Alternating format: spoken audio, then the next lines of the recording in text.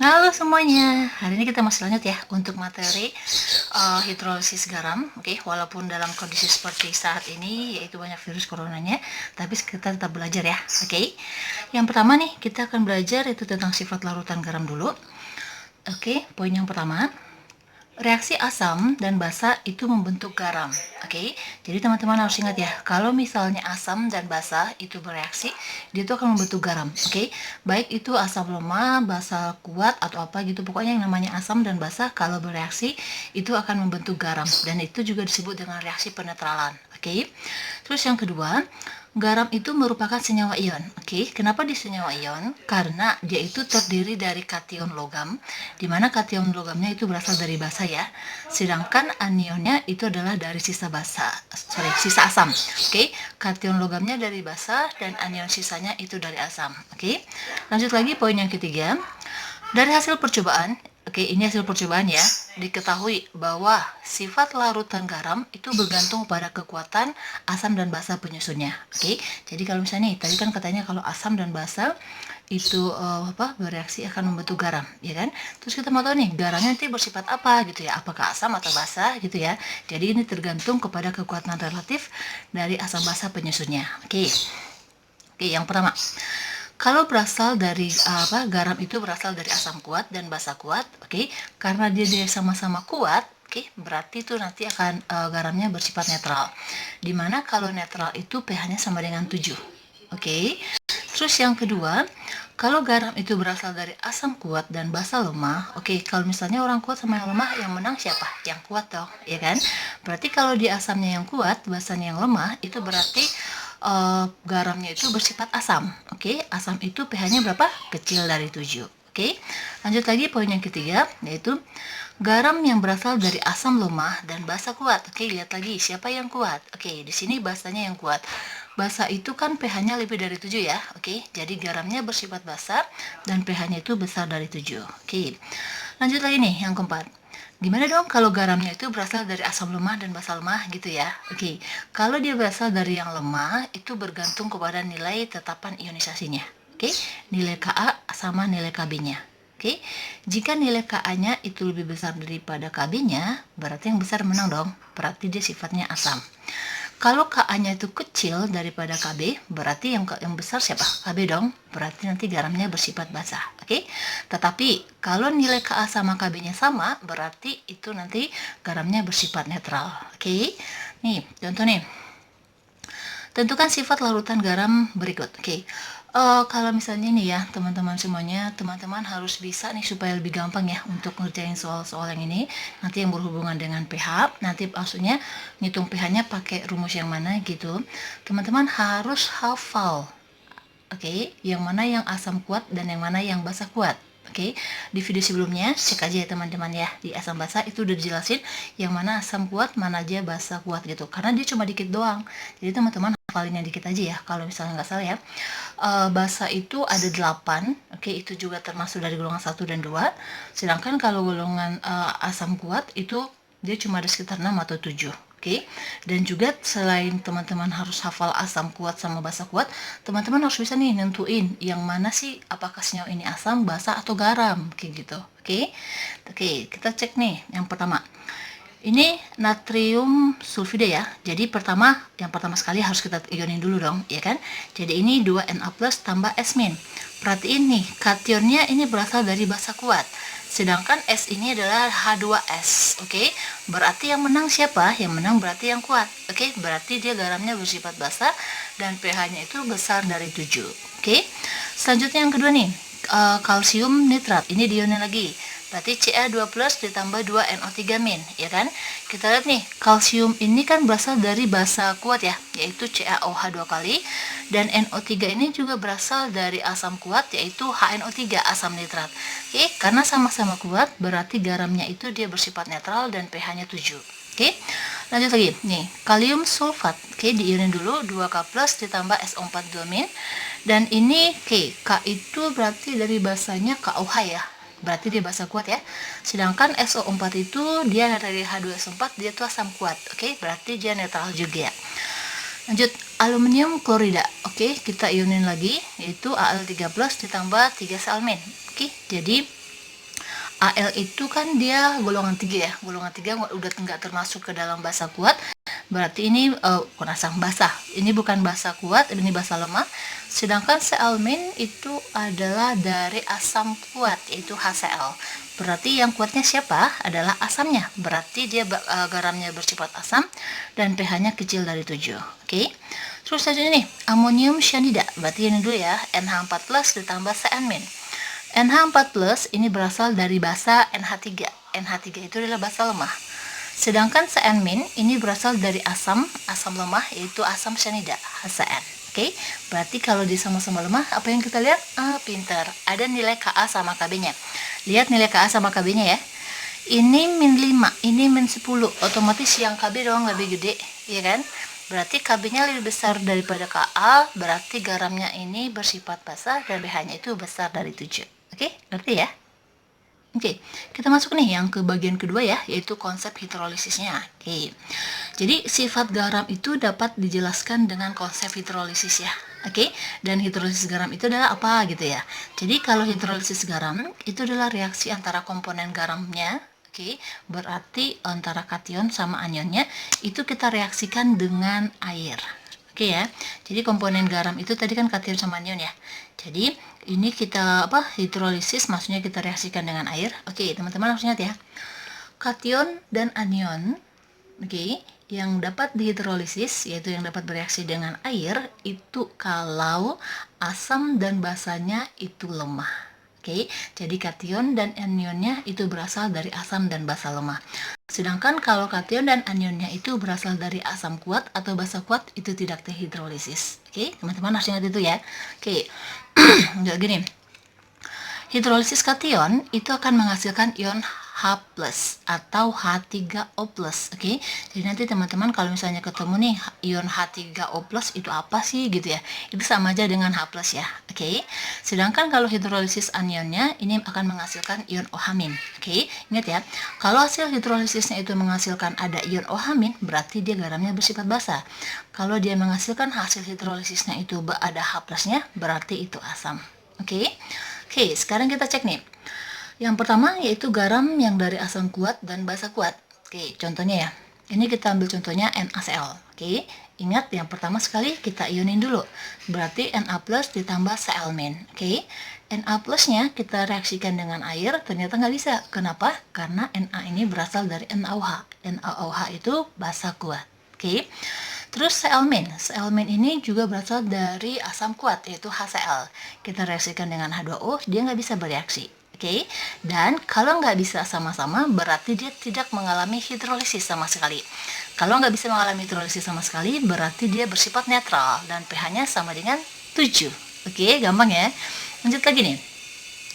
Kalau garam yang berasal dari basa kuat dan asam lemah, oke, contohnya nih, natrium asetat nih, CH3COONa. Oke, ionin dulu ya. Jadi CH3COO- ditambah Na+. CH3COO- ini adalah dari asam asetat ya, atau asam cuka. Asam cuka itu adalah asam lemah. Berarti kalau direaksikan dengan air bisa mengalami hidrolisis. Oke. Untuk buat reaksinya nih, H2O-nya teman-teman pecah dulu nih jadi ionnya, ya kan? H2O kalau dipecah jadi ionnya kan jadi H+ tambah OH-, ya kan? Ini ionnya negatif, berarti akan bereaksi dengan yang positif. Oke. Berarti CH3COOH, sedangkan OH-nya dia berdiri sendiri. Oke. Na+ sama H2O, Na+ tadi dari basa kuat ya, berarti tidak mengalami hidrolisis. Oke. Dari sini yang mengalami hidrolisis cuma satu, yaitu cuma anionnya aja. Oke. Jika cuma salah satu yang mengalami reaksi hidrolisis, itu disebut dengan namanya hidrolisis parsial atau hidrolisis sebagian. Oke, dan untuk menentukan dia basa atau asam, sifat garamnya, lihat aja hasil hidrolisisnya yang muncul apa. Ini muncul OH ya, kalau dia OH- berarti itu basah. Oke, jadi garamnya bersifat basa dan pH-nya basa berapa? Besar dari 7. Oke, gampang ya. Oke, next yang ketiga. Garam yang berasal dari asam kuat dan basa lemah. Oke, contohnya ini kita ambil amonium klorida. Pertama ingat ya, diionin dulu. NH4+ ditambah sealmin. NH4+ ini itu berasal dari basa lemah, yaitu NH3, berarti bisa dinetralisis ya. Jadi NH4+ ditambah H2O, oke. Di sini dia akan menghasilkan NH3, atau mungkin nih teman-teman ragu ya, kenapa sih NH3 gitu ya. Jadi ini kita misalnya ionin jadi H+ sama OH-, berarti kan plus ketemu dengan min ya. Ini sama aja dengan NH4OH, oke. NH3 sama NH4OH sama aja. Terus H2O-nya ini kan kalau misalnya tadi ditambah dengan H+ menjadi H3O+. Kalau misalnya kita nggak ionin ini, oke. Tapi ini kalau misalnya sisanya berarti tinggal sisa H+, oke. Sedangkan thioalmin ini kan tadi berasal dari asam kuat ya, berarti tidak mengalami hidrolisis, oke. Yang terhidrolisis cuma kationnya aja, oke. Berarti hidrolisis apa? Parsial, pinter. Dan yang muncul adalah H+, berarti garamnya bersifat oke, pintar. Asam, pH-nya kecil dari 7. Oke, next nih.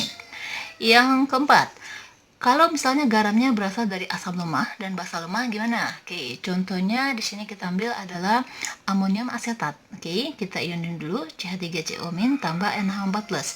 Ini karena dia berasal dari sama-sama dari yang lemah, yaitu asam lemah sama basa lemah, berarti kedua-duanya bisa mengalami hidrolisis ya.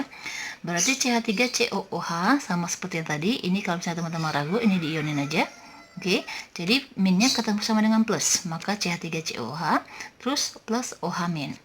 Ini NH4, oke, diionin lagi seperti ini. Oke, berarti nih, ini kan H3O+ kan sama aja dengan H+ ya. Oke, jadi dia muncul OH- sama H+-nya. Berarti gimana?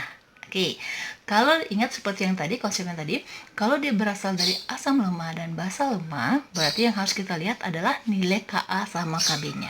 Oke, dan karena ini anion sama kationnya bisa mengalami hidrolisis, berarti ini disebut namanya hidrolisis total. Oke, dan nanti nilai pH garamnya itu apakah di asam atau basa, itu tergantung nilai Ka sama Kb-nya. Oke ya, jadi jenis hidrolisis ada berapa? Ada 3 ya.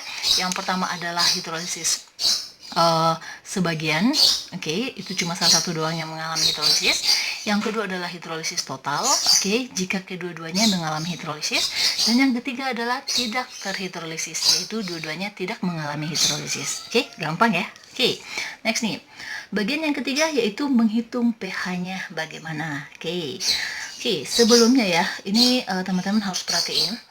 Sebelum teman-teman menghitung nilai pH, teman-teman pertama sekali kalau misalnya lihat soal yang ada perhitungan, perhatikan dulu senyawanya. Senyawanya yang terbentuk, senyawa yang diberikan itu apa? Apakah asam, basa, atau garam?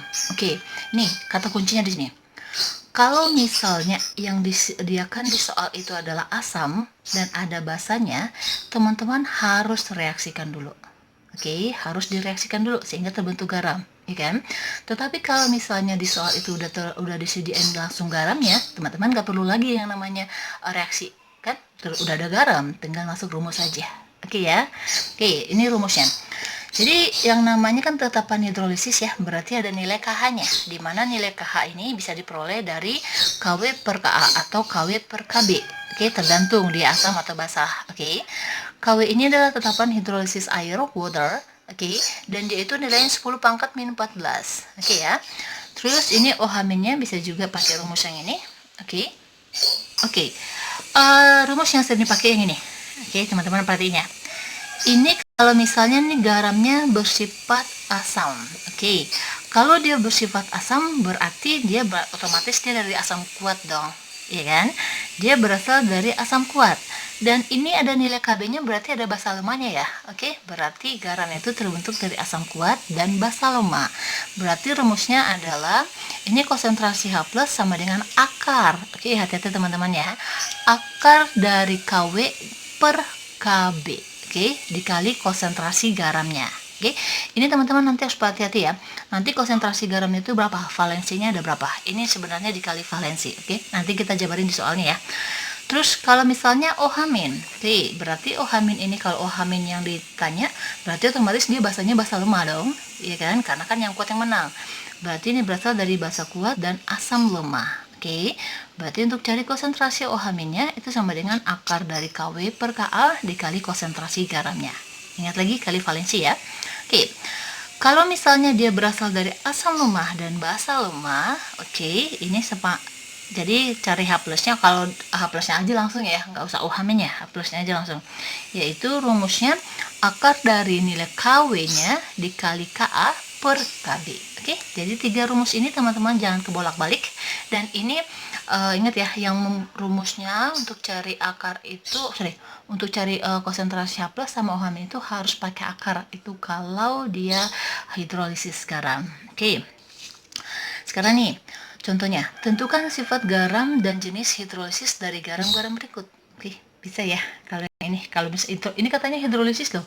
Oke, seperti tadi kita ionin dulu ya. Berarti ini 2Na plus ditambah CO3 2 min.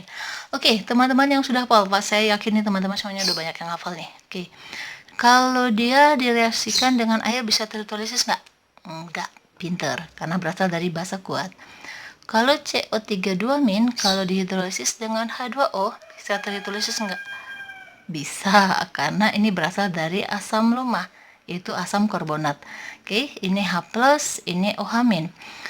Min ketemu berarti dengan plus, berarti ini H2CO3 ditambah OH-. Ya kan?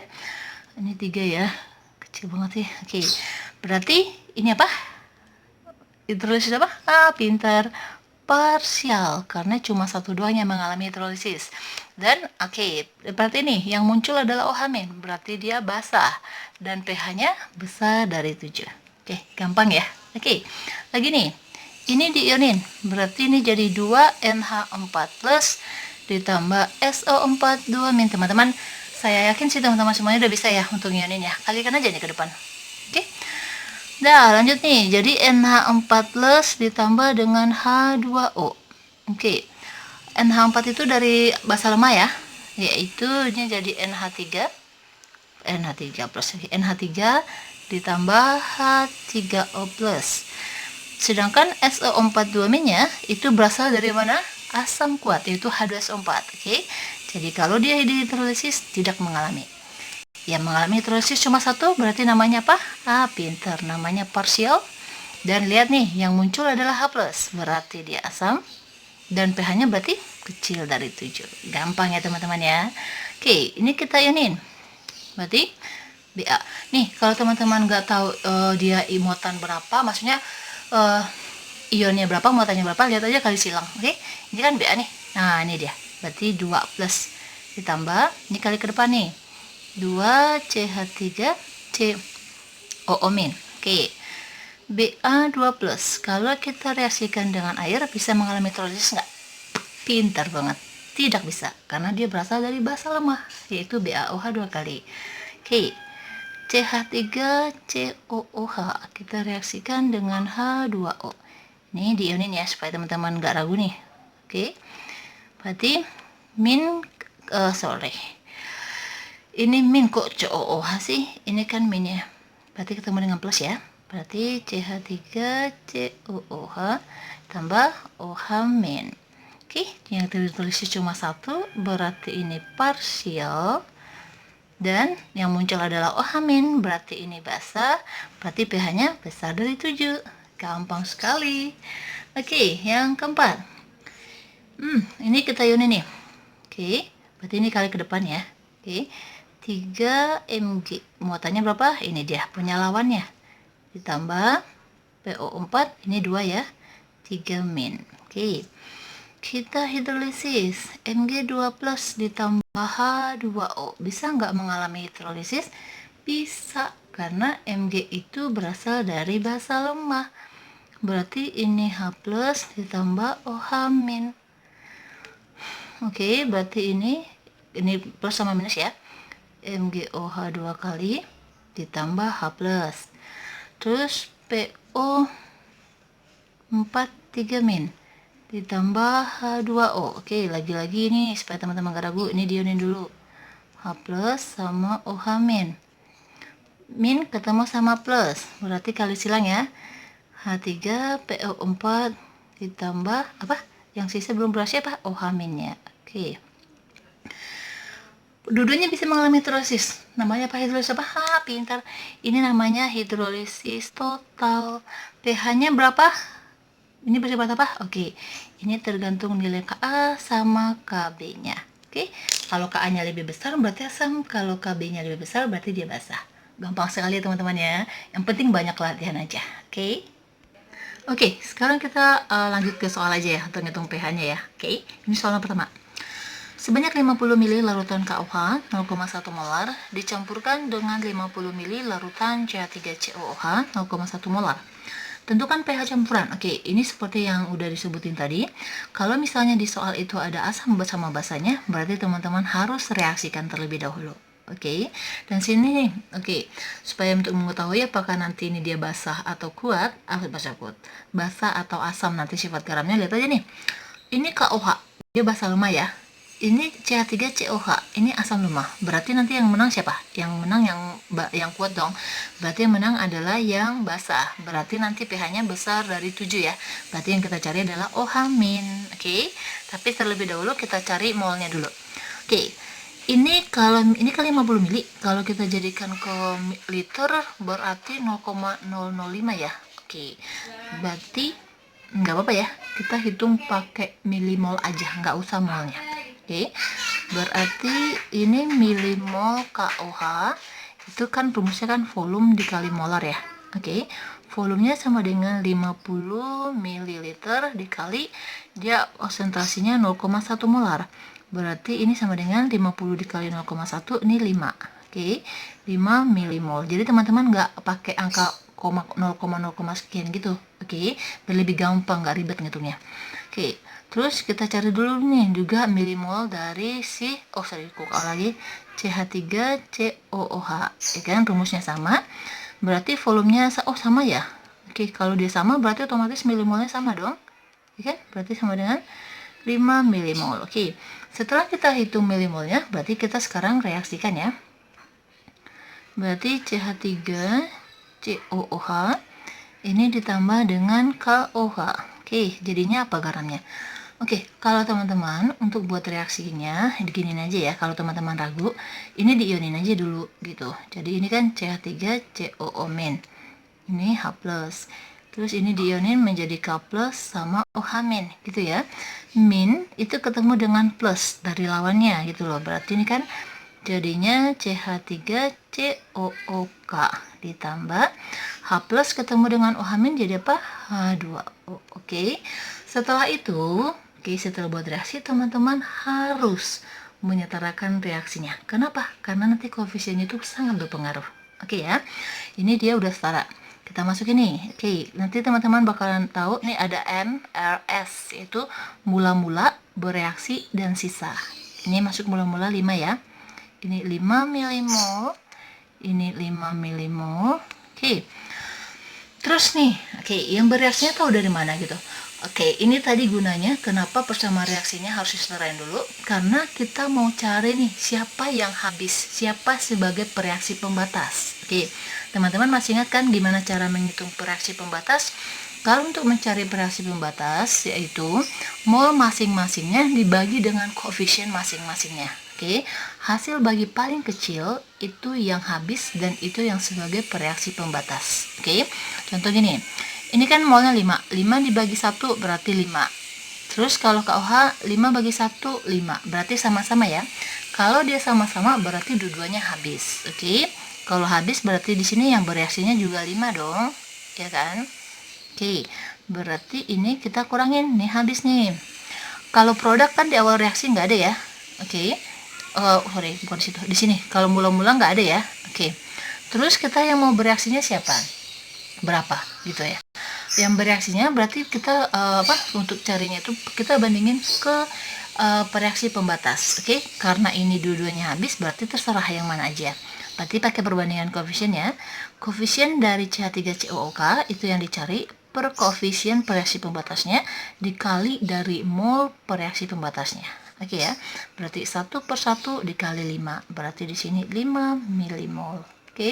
Berarti ini 5 milimol.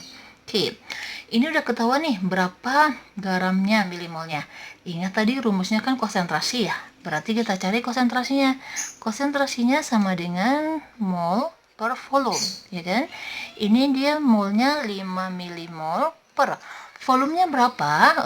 Pakai volumenya adalah volume campuran. Oke, teman-teman hati-hati ya. Ini 50, ini 50, berarti volume campurannya itu adalah 100 ml. Oke, jadi teman-teman hati-hati, volume yang dipakai itu bukan volume masing-masing, tetapi volume udah campuran, karena kan dia udah dalam bentuk larutan ya. Oke, berarti kalau misalnya ini kita bagi, ini jadi 0,05 molar. Atau misalnya kita jadikan bilang berpangkat ya, 5 dikali ini kan bilang 1, 2, 10 pangkat min 2. Oke, baru kita masukkan ke rumusnya. Ini tadi dia garamnya bersifat apa? Basa. Pintar. Masukin nilai OH min ya. Berarti rumusnya tadi apa? Akar dari KW per yang lemah siapa? Asamnya. Berarti per Ka dikali konsentrasinya. Oke. Berarti ini akar dari KW itu nilai 10 pangkat min 14 ya. Oke, per Ka-nya berapa? Nih, Ka-nya sama dengan 1,8. Oke, 1,8 dikali 10 pangkat min 5. Oke, dikaliin tadi 5 ya. 5 dikali 10 pangkat min 2. Oke, berarti ini kita kalikan nih. Ini berarti 5 dikali 10 pangkat min 16. Ingat ya, kalau bilangan berpangkat itu ditambah. Dibagi 1,8 dikali 10 pangkat min 5. Oke, ini masih akar ya. Terus kita saya yakin sih teman-teman semuanya kalau misalnya perkalian udah pada jago ya. Maksudnya untuk menyederhanakannya atau misalnya untuk mengali-ngalikannya berapa dibagi berapa kayak gitu teman-teman udah bisa semuanya ya. Oke. Jadi ini sama dengan sekitar 2,7 dikali ini 10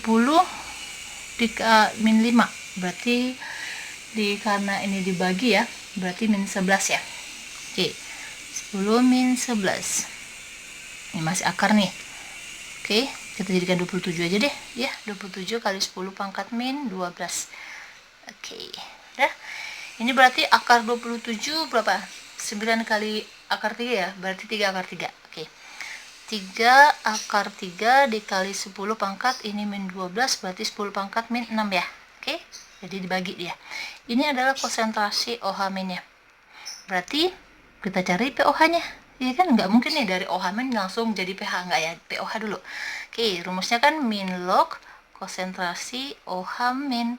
Berarti sama dengan min log 3 akar 3 dikali 10 min 6. Oke, majukan ke depan berarti 6 dikurang log 3 akar 3.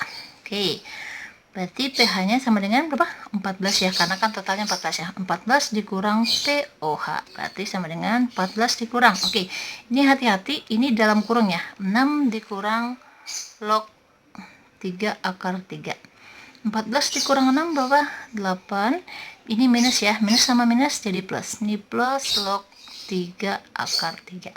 pH-nya segini. Kebuktikan bahwa dia bersifat basah. Ini 8 plus. Oke, gampang kan? Oke, sekarang kita masuk ke soal yang kedua.